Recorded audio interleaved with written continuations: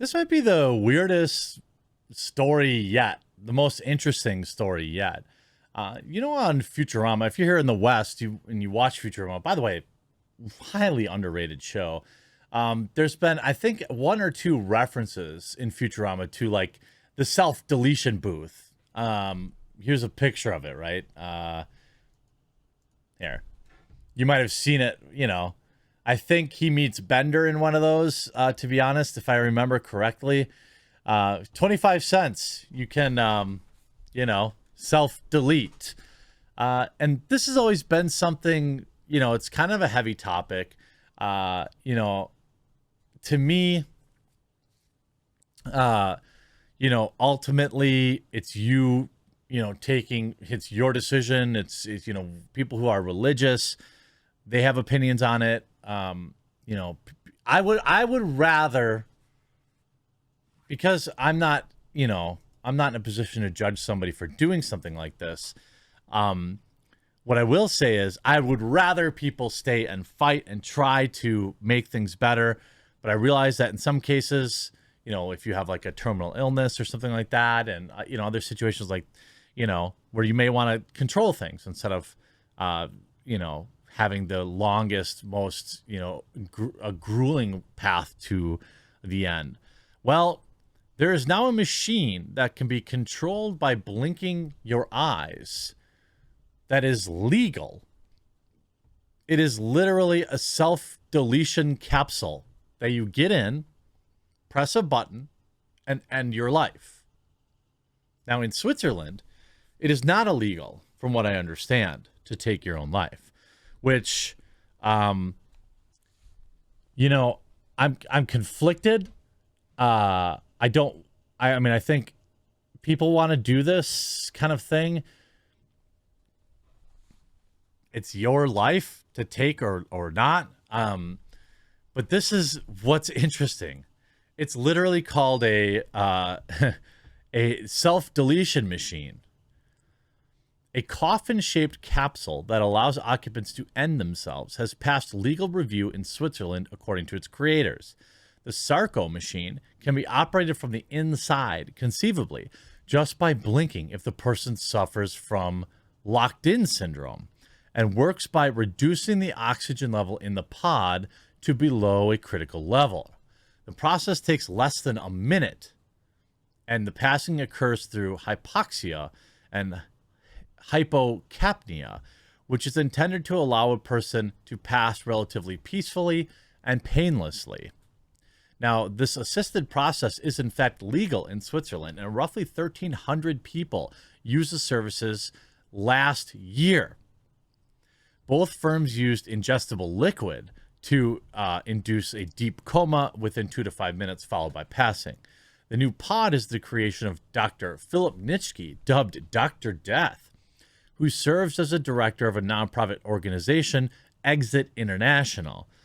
The Sarco, which is short for sarcophagus, is designed to be towed to a location of the user's preference, such as an idyllic outdoor setting, and then the biodegradable capsule can detach from the base in order to serve as a coffin. What?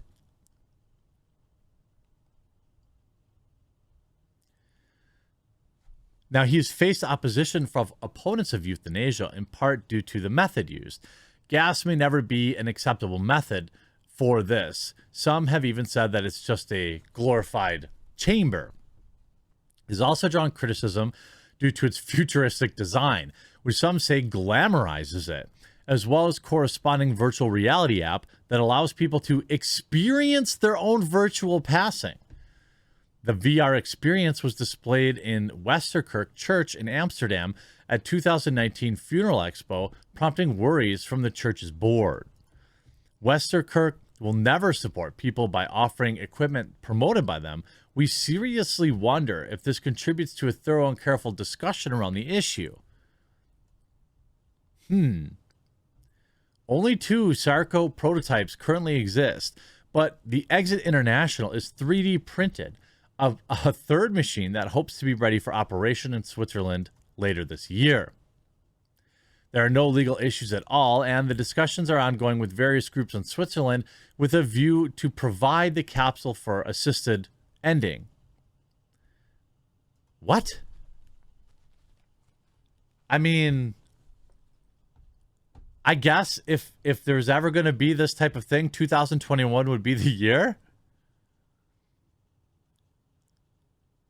I mean, they say here the person will get into the capsule, lay down. It's very comfortable. They will then be asked a number of questions. When they have answered, they may press a button inside the capsule, activating the mechanism in their own time. The capsule is sitting on a piece of equipment that will flood the interior with nitrogen, rapidly reducing the oxygen level to 1% from 21% in about 30 seconds. The person will feel a little disorientated and may feel slightly euphoric before they lose consciousness.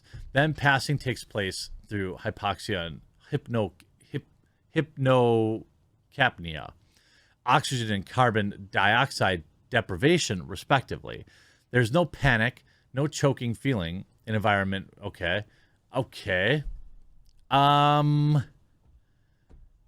I don't know. I don't know. A doctor or doctors needs to be involved to prescribe self-deletion. I mean, I guess. I mean, if I had, let's say, if I was like, I went through this with my grandparents, and my grandpa right now is choosing to not treat, put it that way. Older guy doesn't want to treat his illness. When I was told that, I didn't care. I understood. So if the dude wants to just get into this like Futurama booth and pick the day and pick the location, I don't think I have any problem with that. I am not a very religious guy. I know certain religions, I'm pretty sure all religions frown upon that particular act, but I'm not God, and I'm not in a position to judge, people who want to make that kind of decision. I had friends when I was younger, a friend that was younger that had just chronic pain. He had to wear this little thing on him that like zapped his back constantly.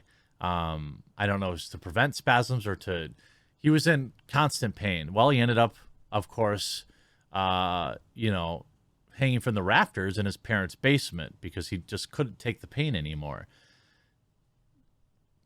Would there have been a better way? Would I have understood? I think so. The only thing you don't want is people making rash decisions, literally having it on the street to put a quarter in, which is not what they're proposing here. I don't think I would want, somebody going through a rough patch. You don't want them making that kind of decision. I don't know. This will be an interesting comment section, I suppose, in the comment section down below. I'd be curious what you have to say about it and what you think. Too far or not far enough? I hope you enjoyed this video. We'll talk to you again real soon.